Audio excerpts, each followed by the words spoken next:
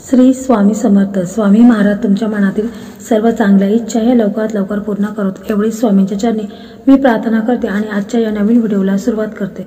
तर आजच्या या व्हिडिओमध्ये आपण जाणून घेणार आहोत की 13 फेब्रुवारी म्हणजे मंगळवारी गणपती बाप्पांचं आगमन हे होणार आहे. तर या दिवशी आपल्याला हिरव्या मुगांचा हा एक उपाय करायचा आहे. कारण की बघा, हा जर उपाय केला तर बऱ्याच लोकांना ज्या समस्या असतात, म्हणजे जसे की नोकरी लागत नाही, नोकरी संदर्भात काही समस्या अडचणी असतात, त्याचप्रमाणे तुमचा व्यवसाय असेल तर तो व्यवस्थित चालत नसेल किंवा तुमचं लग्न ठरत नसेल, तर अशा ज्या काही समस्या आहेत, घराबाबत असेल किंवा कर्जाबाबत असेल, जेवढ्या तुमच्या समस्या अडचणी आहेत, तर त्यासाठी हा मुगांचा आपल्याला उपाय करायचा आहे. फक्त आपल्याला 7 हिरवे मूग लागणार आहेत. तर हा उपाय आईने करायचा आहे. आपल्या मुलांच्या प्रगतीसाठी, नोकरीसाठी, व्यवसायासाठी किंवा आपल्या घराच्या सुख समृद्धीसाठी आईने हा उपाय करायचा आहे. त्या संदर्भात आजचा हा व्हिडिओ आहे. तर व्हिडिओ खूप असा महत्त्वाचा आहे आणि तो मी अगदी थोडक्या भाषेत सांगायचा प्रयत्न करणार आहे. तर व्हिडिओ तुम्ही स्किप न करता शेवटपर्यंत पहा आणि जे कोणी चॅनलवरती नवीन असतील तर त्यांनी चॅनलला सबस्क्राईब करा आणि समोरील बेल आयकॉनला क्लिक करा. कारण की जे येणारे नवीन व्हिडिओ आहेत तर त्याचं नोटिफिकेशन हे तुम्हाला लगेच मिळून जाईल आणि तुम्ही एक पण व्हिडिओ मिस करणार नाहीत. त्याचप्रमाणे श्री स्वामी समर्थ अशी कमेंट करायला अजिबात विसरायचं नाही. तर माघ मासात शुक्ल चतुर्थीला महोत्कट विनायकाचा जन्म झाला होता, म्हणून ही जन्मतिथी माघी गणेश जन्मतिथी म्हणून ओळखली जाते. शैक्षणिक यशासाठी आणि कुटुंबियाच्या सुख समृद्धीसाठी तिलकुंद चतुर्थीला गौरी आणि गणेशाची विशेष पूजा केली जाते. तिलकुंद चतुर्थीस व्रत केल्यास वैवाहिक अडथळे दूर होतात. गणरायाला या दिवशी पांढरे तीळ वाहिल्याने तसेच तिळाचे लाडू नैवेद्य म्हणून अर्पण केल्याने मनातील सर्व मनोकामना पूर्ण होतात.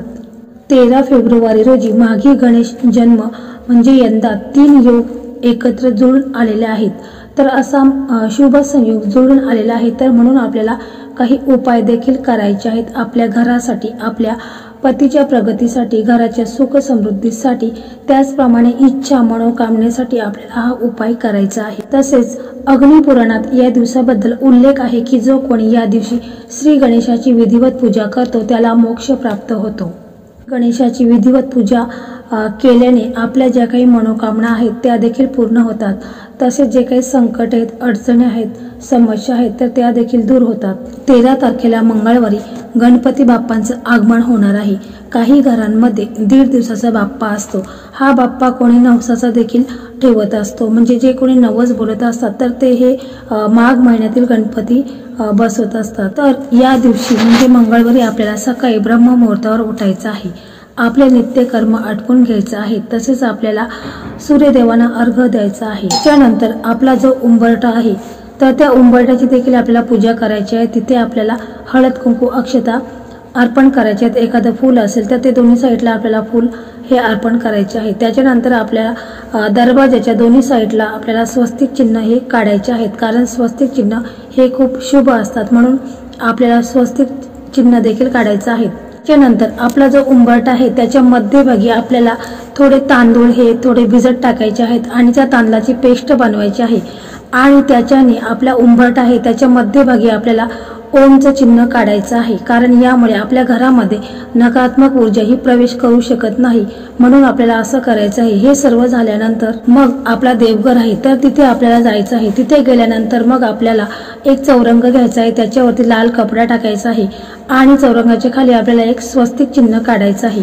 आणि मग आपला गणपती बाप्पांचा फोटो असेल किंवा मूर्ती असेल तर ती मूर्ती तुम्हाला घ्यायची आहे एका तांबणामध्ये आणि मग गणपती बाप्पांना आपल्याला अभिषेक घालायचा आहे. अभिषेक करता वेळेस आपल्याला त्या अभिषेकच्या पाण्यामध्ये जर तुम्ही दुधाने अभिषेक करणार असाल किंवा पंचामृताने अभिषेक करणार असाल तर त्याच्यामध्ये आपल्याला थोडे तीळ घ्यायचे आहेत, म्हणजे तीळ थोडेसे वाटून घ्यायचे आहेत आणि त्याचे जो वाटलेला थोडासा भाग आहे तर तो आपल्याला त्या अभिषेकच्या पाण्यामध्ये टाकायचा आहे आणि गणपती बाप्पांना अभिषेक घालायचा आहे. अभिषेक करता वेळेस आपल्याला ओम गण गणपताय नमः, ओम गण गणपताय नमः या मंत्राचा आपल्याला सातत्याने उच्चार करायचा आहे।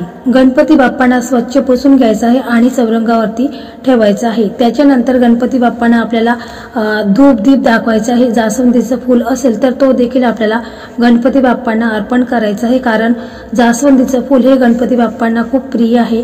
त्यामुळे आपल्याला जास्वंदीचं फूल अवश्य गणपती बाप्पांना अर्पण करायचं आहे। त्याचप्रमाणे दुर्वा असेल तर दुर्वा देखील आपल्याला गणपती बाप्पांना अर्पण करायचे आहेत आणि गुळ खोबऱ्याचं नैवेद्य देखील दाखवायचं आहे।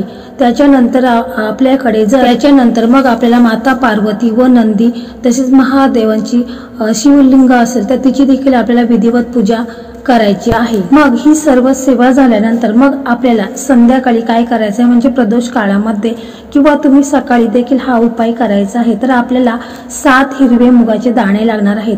ते अगदी व्यवस्थित तुम्हाला घ्यायचे, किडलेले वगैरे घ्यायचे नाहीत, तर 7 हिरवे मुगाचे दाणे घ्यायचे आहेत आणि मग आपल्याला महादेवांच्या मंदिरामध्ये जायचं आहे। म्हणजे तुम्ही प्रदोष काळामध्ये जाऊ शकता, म्हणजे संध्याकाळी किंवा सकाळी देखील हा उपाय तुम्हाला करायचा आहे।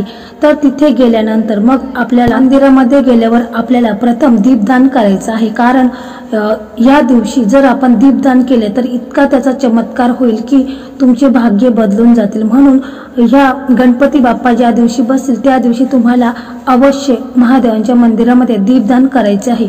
तर यामुळे तुमचे भाग्य हे बदलून जाईल, नशीब तुमचे चमकून जातील। इतका प्रभावी असा हा देखील उपाय आहे। तर तुम्हाला अवश्य दीपदान देखील करायचे आहे। तर हे दीपदान तुम्हाला महादेवाच्या मंदिरामध्ये दोन्ही साईडला मुख्य दरवाजा असतो मंदिराचा, तर तिथे देखील तुम्हाला 2 दिवे लावायचे आहेत। महादेवांच्या शिवलिंगासमोर तुम्हाला दिवा लावायचा आहे, तसेच नंदीच्या समोर देखील तुम्हाला 1 दिवा हा अवश्य लावायचा आहे। तर हे सर्व झाल्यानंतर मग तुम्हाला धूप दीप अगरबत्ती दाखवायची आहे। म्हणजे शिवलिंगाला तुम्हाला धूप दीप अगरबत्ती दाखवायची आहे आणि धोत्र्याचा फूल असेल तर तो देखील तुम्हाला महादेवांना अर्पण करायचा आहे, कारण महादेव हे लवकर प्रसन्न होतात। त्यामुळे आपल्याला धोत्र्याचं फूल देखील अवश्य अर्पण करायचं आहे। बेलाचं पान असेल तर ते देखील तुम्हाला महादेवांना अर्पण करायचं आहे। तर ही सर्व सेवा झाल्यानंतर मग तुम्हाला जे तुम्ही हिरवे मूग आणलेले आहेत तर ते हिरवे मूग तुमच्या उजव्या हातामध्ये घ्यायचं आहे, त्याच्यावर थोडं पाणी तुम्हाला टाकायचं आहे आणि मग हिरवे मुगामधले 4 दाणे घ्यायचे आहेत आणि ते तुम्हाला महादेवांची शिवलिंगाच्या उजव्या साईडला ठेवायचे आहेत, कारण तिथे गणपती बाप्पांचं स्थान असतो।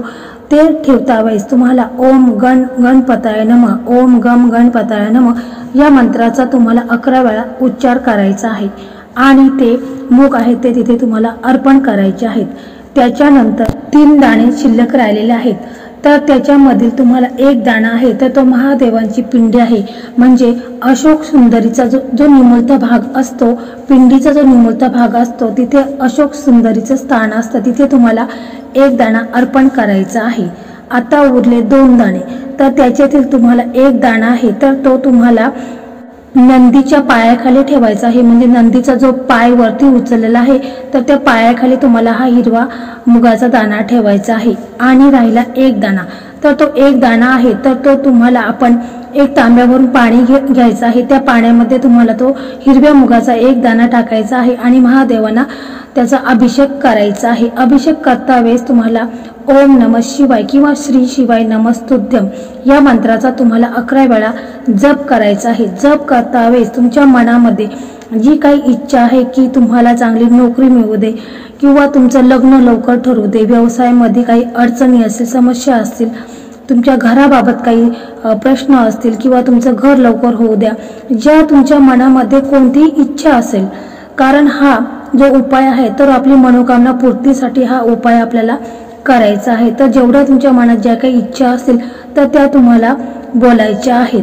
त्याच्यानंतर तिथे तुम्हाला बसायचं आहे आणि ओम नमः शिवाय, ओम नमः शिवाय या मंत्राचा देखील तुम्हाला 11 वेळा जप करायचा आहे किंवा श्री शिवाय नमस्तुभ्यं या मंत्राचा तुम्हाला बसून 11 वेळा जप करायचा आहे। अशा प्रकारे हे हिरवे मूग आहे तर हे मुगांचा आपल्याला अशा प्रकारे उपयोग हा करायचा आहे आणि तुमची मनातील जी काही इच्छा आहे तर ते महादेव हे लवकरच पूर्ण करतील आणि गणपती बाप्पा देखील तुमच्या मनोकामना इच्छा आहेत तर त्या पूर्ण करतील। शक्यतो या दिवशी तुम्ही जर व्रत ठेवला किंवा उपवास केला तर याचा देखील तुम्हाला जास्तीत जास्त लाभ होणार आहे। तर पहा, एकदम साधा आणि सोपा हा उपाय आहे। फक्त आपल्याला ह्या उपायासाठी हिरवे मूग लागणार आहेत। फक्त 7 दाणे आपल्याला हिरवे मुगाचे लागणार आहे। परंतु मित्रांनो, हा उपाय करत असताना तुमच्या मनामध्ये श्रद्धा असणे फार महत्त्वाचे आहे। कारण कोणताही उपाय करत असताना मनामध्ये आपल्या श्रद्धा भाव असणे खूप गरजेचं आहे।